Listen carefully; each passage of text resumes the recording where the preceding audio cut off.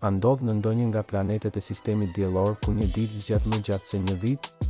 Po, është Afërdita. Dhe prej këtyre fakteve interesante unë jam kaq i fiksuar me sistemin diellor. Në qendër kemi diellin, një yll gjigant që ngroh pa pushim planetin ton dhe mundëson jetën në tokë. Ai përmban më shumë se 99% të masës së tërë sistemit ton. Më afër janë 4 planetet shkëmbor: Mërkuri i vogël, Afërdita plot acid, Toka jon dhe Marsi i kuq. Por aty ka një brez asteroidësh që i ndan nga gjigantët. Jupiteri është aq i madh sa mund të përmbante 1300 toka brenda tij.